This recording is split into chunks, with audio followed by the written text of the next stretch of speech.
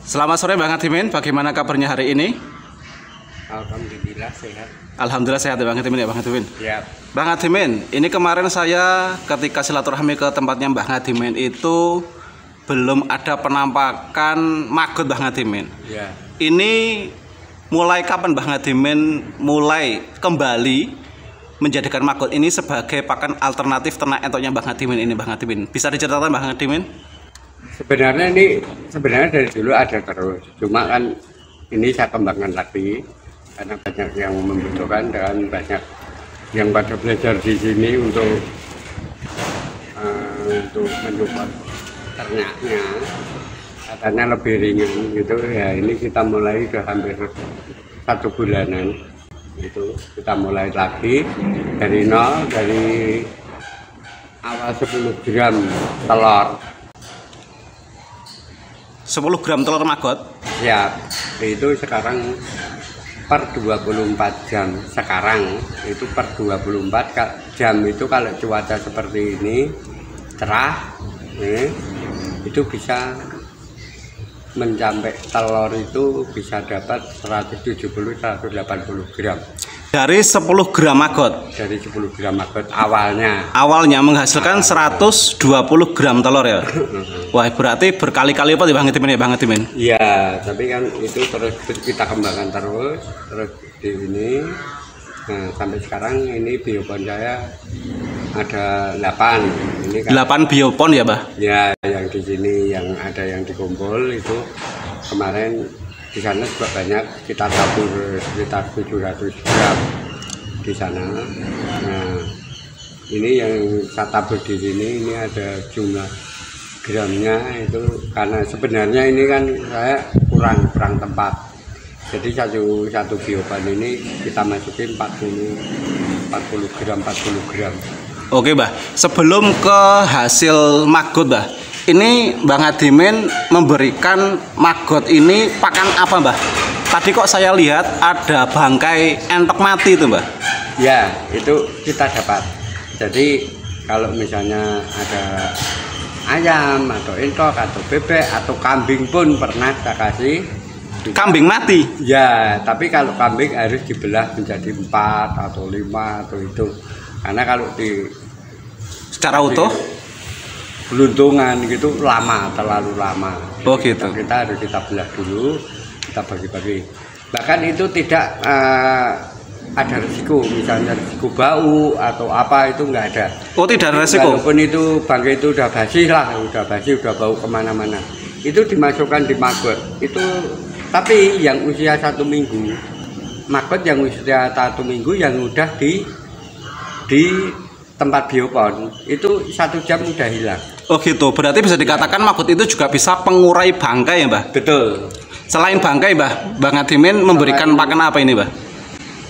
Sampah pasar. Sampah pasar? Sampah organik ya maksudnya? Ya, sampah organik pasar, bahkan dari lingkungan seperti kalau misalnya lingkungan ada mangga atau ada jambu atau apa gitu ya, yang bisa dimanfaatkan atau sukun, terus nangka jatuh gitu kita ambil, kita fermentasi. Kalau belum busuk kita fermentasi, kalau udah busuk udah kita masukkan ke biopon aja. Oh gitu, berarti fermentasi ini digunakan untuk membusukkan ya sampah. Betul. Oke, Mbah, dari bioponnya Mbah Hadimin ini ada yang agak legok, agak dalam, dan ada bisa dikatakan itu sebagai jembatan terus masuk ke ruangan itu, Mbah. Itu untuk apa, Mbah?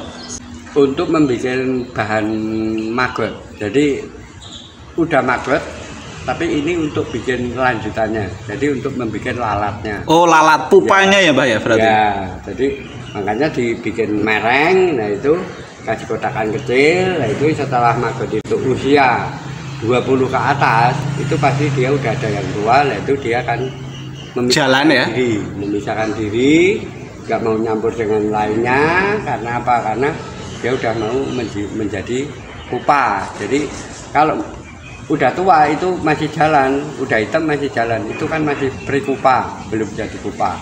Nah setelah nanti di kotakan kecil ini yang tengah, nah itu nanti menjadi kupa. Jadi kupa kita taruh di bak, jangan terlalu banyak atau terlalu ini. Ketinggian paling tinggi ya 5 cm lah di atasnya baknya itu. Nanti dikasih apalah, kertas-kertas atau kelaras atau apa.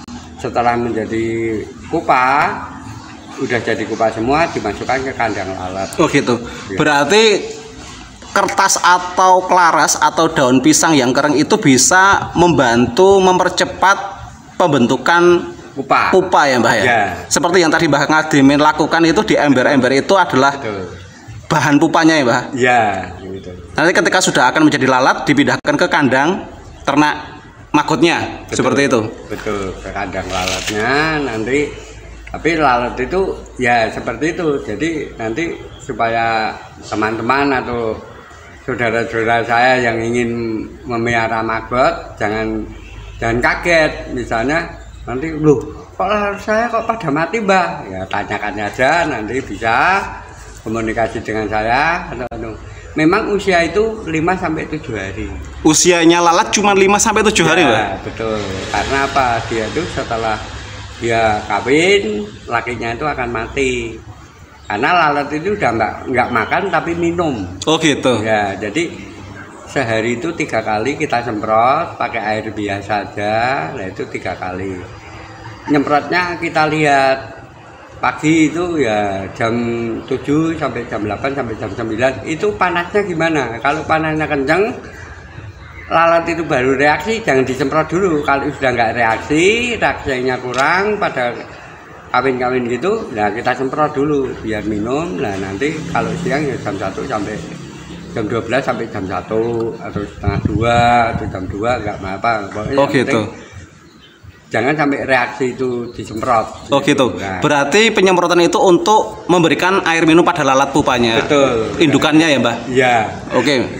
Oke Mbah Ngadimin, terkait dengan pakan alternatif yang saat ini Mbah Ngadimin lakukan menggunakan maggot, ini bisa menunjang produktivitas endok Mbah Ngadimin ini mungkin dari segi bobotnya dulu Mbah Ngadimin.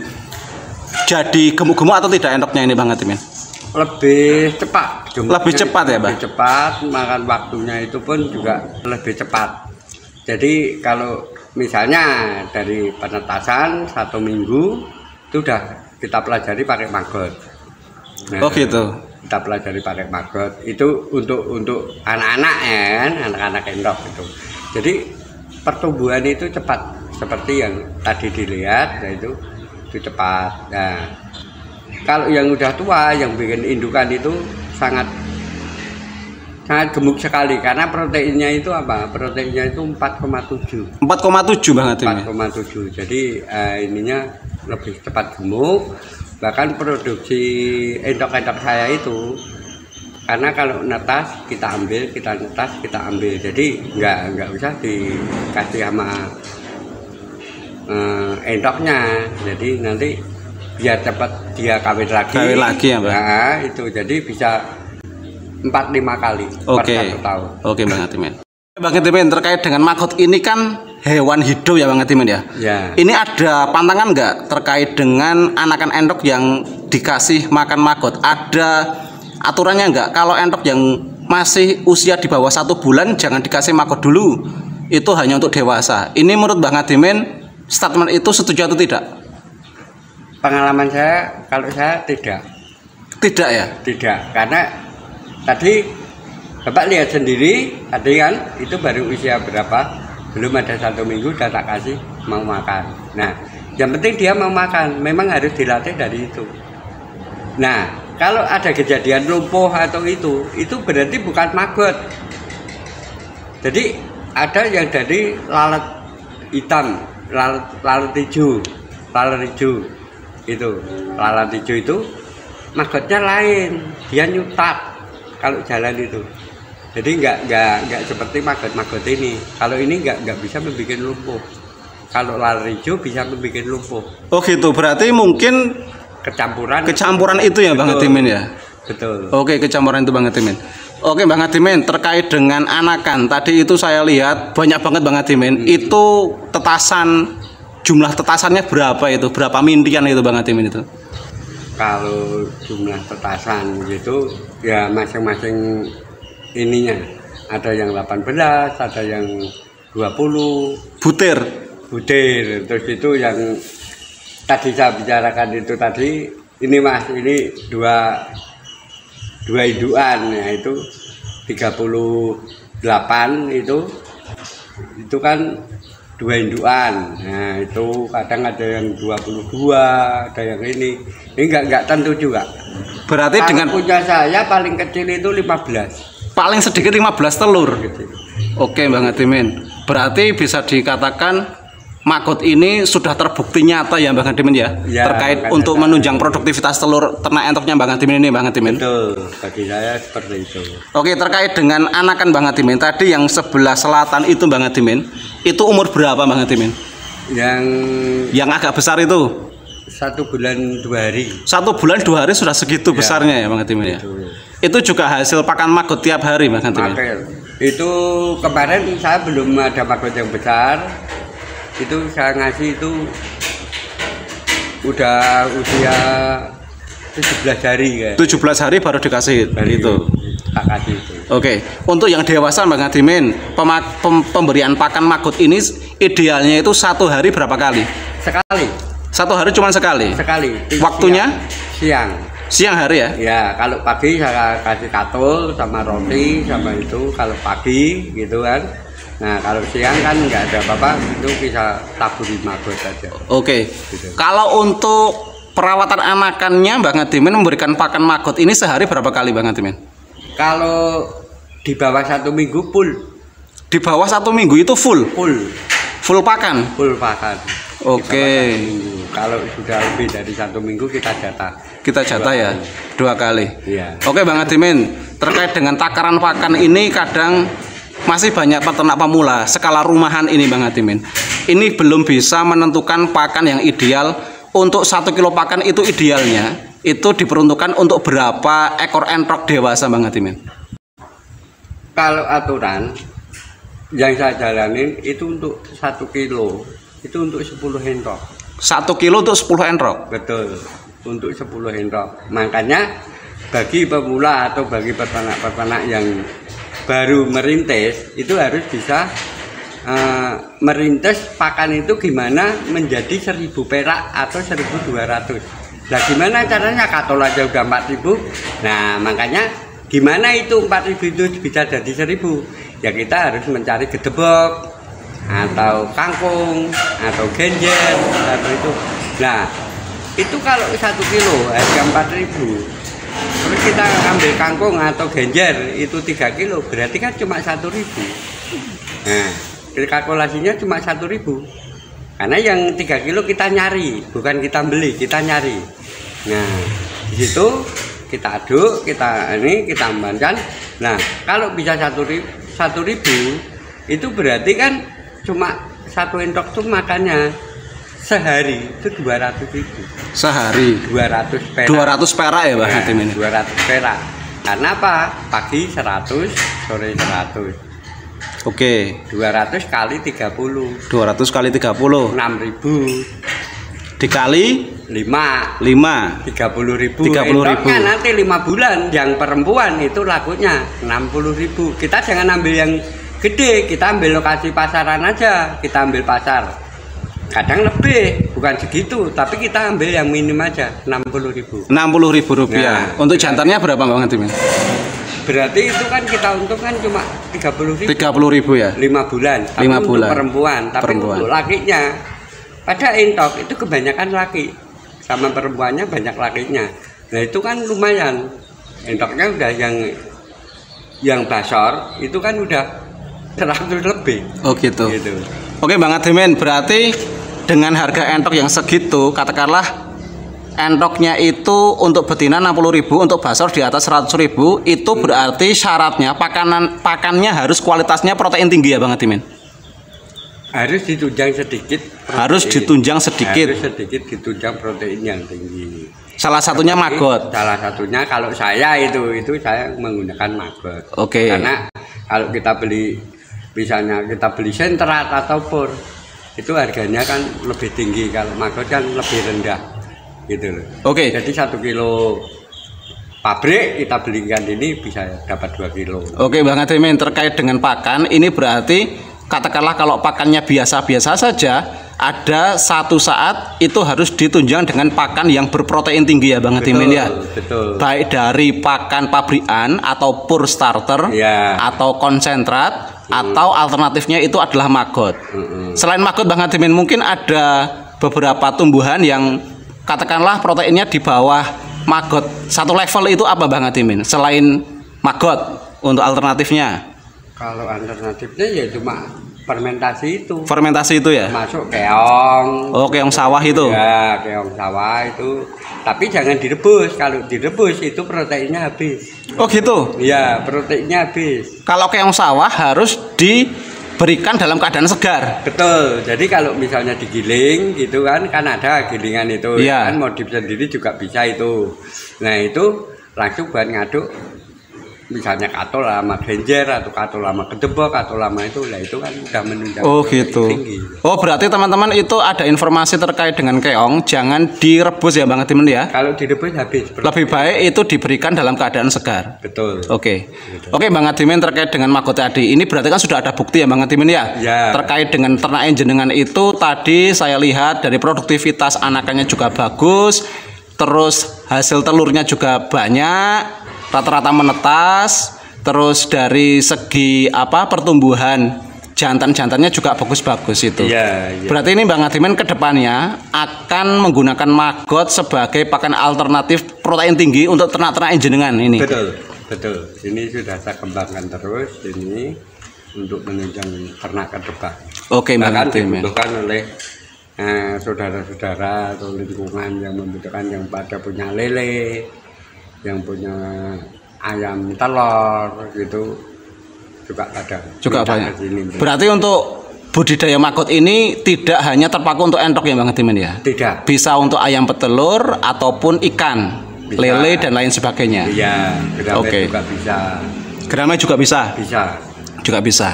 Oke Bang Hadimin, berarti ini adalah pakan alternatif yang sangat mudah, sangat murah budidayanya, dan hasilnya ini juga sudah terbukti ya Bang Hadimin ya. Terkait dengan produktivitas telurnya dan pertumbuhan endoknya punya Bang Hadimin ini sangat super sekali.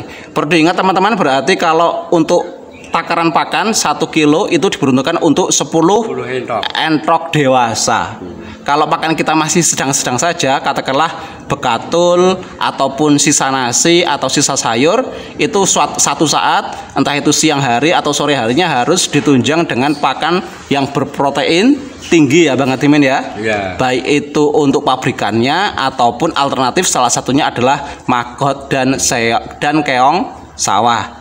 Tapi kalau keong sawah tidak boleh direbus lagi ya Bang Hadimin ya. Harus diberikan dalam keadaan segar. Betul. Gitu.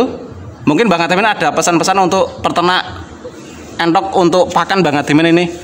Ya seperti itu tadi, kalau misalnya pakan sudah kami jelaskan ya dari tadi. Nah untuk pencegahan itu jangan mengobatin. Kalau udah pada mau ternak entok jangan mengobatin, kita cegah. Termasuk konyet, temulawak, temu ireng, jahe. Itu sebab itu pencegahan flu burung atau mata putih atau mata gitu. Biru. Oh ya. Nah, itu untuk pencegahan. Jadi nanti kalau misalnya ada flu burung, temannya pada kena, tetangga pada kena, kalau kita cegah 1 minggu sekali, itu punya kita akan aman. Oh gitu. Berarti tiap sekali liputan Bang Hadimin tidak bosan-bosan mengingatkan pencegahan terhadap peternak entok pemula ya Bang Hadimin ya. Kalau memang udah terjadi, ada yang terjadi gitu, langsung steril kandang, misalnya kena mata putih atau apa. Itu yang kena mata putih itu yang cepat diambil, dipisahin atau disemprot pakai superpel. Kita nggak bisa mahal-mahal, kita ambil superpel, semprot matanya, langsung dipisahin. Tunggu 5-10 menit, dia akan sembuh. Terus kandangnya itu semprotin aja, biarin entoknya ada di situ, nggak masalah, itu nggak ngaruh. Jadi nggak ngaruh. Oke Bang Hadimin, terima kasih sekali atas terobosan pakan alternatifnya sebagai pakan alternatif ternak entok Bang Hadimin. Bang Hadimin menggunakan maggot sebagai penunjang protein ternak entok Bang Hadimin. Sukses selalu dan semoga ternaknya semakin lancar dan jaya. Amin ya rabbal alamin. Mungkin itu yang dapat kami sampaikan dari kandangnya Mbah Ngadimin. Mbah Ngadimin saat ini fokus ke penunjang pakan alternatif ternak entuknya menggunakan maggot. Beliau juga membudidaya terkait dengan maggot tersebut, dan hasilnya tadi sudah dilihat banyak anakan entok dan banyak beberapa indukan yang sedang bertelur atau mengeram, dan jumlahnya ini sangat fantastis, di atas 15 butir, bahkan ada yang di atas 20 butir. Sampai jumpa di video selanjutnya hanya di channel R Plesiran Kandang.